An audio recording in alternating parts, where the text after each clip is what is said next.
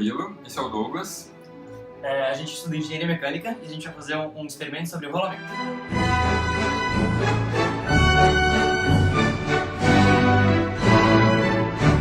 Aqui a gente tem uma representação gráfica do nosso experimento. Basicamente a gente dividiu a imagem em dois pedaços, uma com a primeira parte sem atrito e a segunda parte com atrito. Essa primeira parte sem atrito, ela possui duas forças atuantes no corpo. Uma que é a força normal e a outra que é a força peso. Essa força peso ela pode ser decomposta em duas outras componentes. Uma que é a força PY e o PX. Como a gente pode ver aqui, o PY e a normal elas vão se anular. Então o que a gente vai analisar aqui vai ser basicamente a PX. A PX ela atua no centro de massa do corpo. Então o que isso implica no movimento? Isso quer dizer que, como ela está atuando no centro de massa, ela não vai gerar nenhum torque, porque não existe uma alavanca aqui. Então, o que vai acontecer aqui é ela simplesmente acelerar o corpo paralelamente ao plano inclinado. Então, como ela está simplesmente realizando um movimento de translação, todo movimento, toda a energia que ela tem potencial aqui, potencial gravitacional, aqui embaixo do plano inclinado vai ser convertido em energia cinética. Tá bom, agora a gente vai falar um pouco sobre a segunda parte do experimento, que é quando a vela entra na parte com papel, que foi onde a gente tentou colocar atrito no plano inclinado.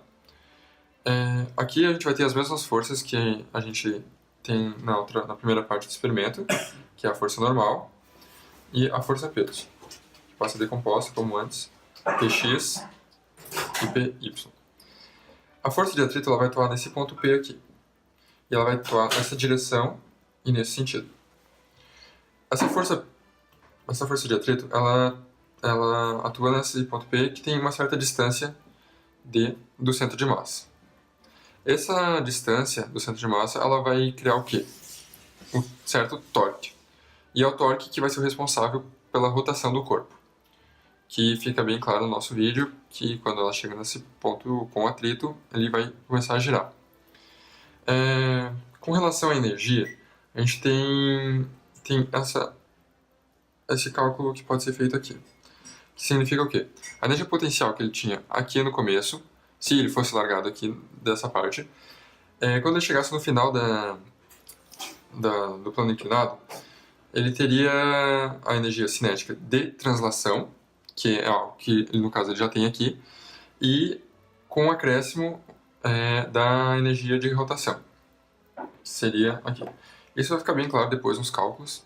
Bom, a gente vai fazer agora então uma comparação para poder entender um pouco mais sobre o que acontece com a energia e com as forças que estão envolvidas nesse processo. Aqui a gente tem a situação do primeiro caso, onde a vela está rolando, está deslizando sobre o plano sem atrito. A gente tem que a energia potencial gravitacional é igual à energia cinética de translação. Então aqui em cima a energia potencial gravitacional vai ser convertida completamente em energia cinética de translação aqui embaixo.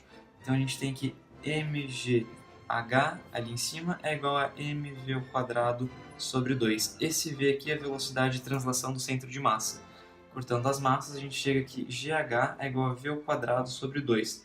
Vamos guardar essa relação que a gente vai usá-la mais para frente no segundo caso. Outra coisa que é importante a gente ver é entender o que está acontecendo com essas forças. Então aqui a gente tem a normal, aqui a gente tem a força PY, aqui a gente tem a força PX e a força P. PY e a normal a gente já viu que se anulam, e a gente sabe então que a somatória das forças em x vai ser igual a massa vezes a aceleração no centro de massa, e a gente sabe que Px, que é dado por mg seno de θ, e esse θ é o θ que a gente tem aqui da inclinação do plano, é igual a m vezes a aceleração do centro de massa. Cortando aqui, a gente chega à conclusão que a aceleração do centro de massa é igual a g vezes seno de θ. A gente vai usar esse resultado mais para frente também. Essa é a situação que a gente tem no nosso primeiro caso. Agora vamos analisar o nosso segundo caso. Bom, esse é o nosso segundo caso, onde a gente tem a nossa vela executando um movimento de rolamento na rampa com atrito, e a gente vai fazer a mesma análise que a gente fez para o primeiro caso. Vamos primeiro analisar qual que é a energia que está envolvida aqui.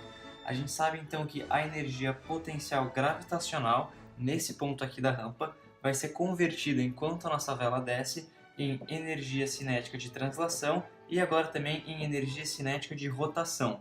O que será que vai acontecer com a velocidade nessa análise? A gente sabe que a gente tem mgh na energia potencial gravitacional, que vai ser convertido em mv ao quadrado sobre 2. Esse v ao quadrado é a velocidade do centro de massa, mais momento de inércia vezes ômega ao quadrado sobre 2, que é a energia cinética de rotação do corpo.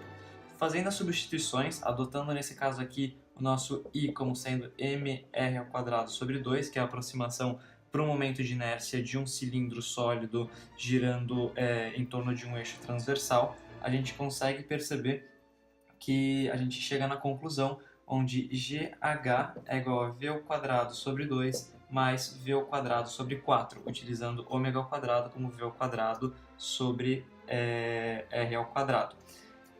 Essa relação mostra pra gente que a mesma energia potencial gravitacional que a gente tinha no primeiro exemplo, agora tem que ser convertida em energia cinética de translação e energia cinética de rotação.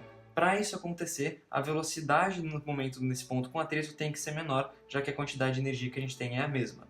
Agora vamos fazer uma análise com um pouco mais de calma sobre quais são as forças que estão atuando e sobre a segunda lei de Newton nesse corpo. Para isso a gente vai usar 4 resultados importantes, inclusive aqueles que a gente já viu antes. Aplicando as leis de Newton, a gente sabe que a somatória das forças em x é igual a m aceleração no centro de massa. Então vamos lá, a gente tem aqui que a força de atrito Φ menos a força do peso, que é mg seno de θ, vai ser igual a massa vezes a aceleração no centro de massa. Vamos chamar esse resultado de 1, deixa eu pegar outra cor aqui. Vamos chamar esse resultado de 1 e deixar ele guardado aqui do lado. Outro resultado que a gente vai utilizar é que o torque é igual a R vetorial F, que no nosso caso vai ser RF. A gente tem que perceber aqui que esse torque ele vem com um sinal de menos acompanhando ele, porque o sentido da rotação que ele faz é o sentido horário, e na nossa convenção de sinal, sentido horário é sinal negativo. Esse é o nosso segundo resultado que a gente vai utilizar para entender o que está acontecendo. O terceiro resultado vem da aplicação da lei de Newton para movimento de rotação. Então a gente tem que a somatória dos torques é igual ao momento de inércia vezes a velocidade vezes a aceleração, vezes a aceleração angular do nosso corpo. Dessa equação, que é o nosso terceiro resultado, utilizando esse torque resultante, a gente chega na relação de que menos RF é igual a I vezes alfa. E o quarto e último resultado que a gente precisa utilizar é a relação que diz que a aceleração angular é igual à aceleração no centro de massa dividido pelo raio. Agora, o que a gente vai fazer é substituir todas essas variáveis e juntar uma equação na outra. Então, a gente vai estar pegando, primeiro, essa equação aqui, aceleração como centro de massa, e jogando dentro da aceleração do alfa. Depois, a gente vai pegar esse resultado aqui e isolar a nossa força de atrito e jogar ele de volta nessa primeira equação aqui em cima. Quando a gente fizer todas essas contas e isolar a aceleração no centro de massa, a gente chega na conclusão de que a aceleração no centro de massa é menos g seno de θ sobre 1 mais o momento de inércia vezes o momento de inércia do centro de massa, no caso, sobre mr ao quadrado. Essa equação aqui ela mostra pra gente qual que é a aceleração no eixo x de um cilindro descendo uma rampa inclinada, fazendo um rolamento suave. É importante a gente perceber que esse sinal de menos aqui, ele vem justamente do fato de que o rolamento, o torque realizado pelo rolamento, tem um sentido contrário à aceleração transversal. Então a aceleração angular, por ser no sentido horário, também tem um sinal contrário à aceleração transversal.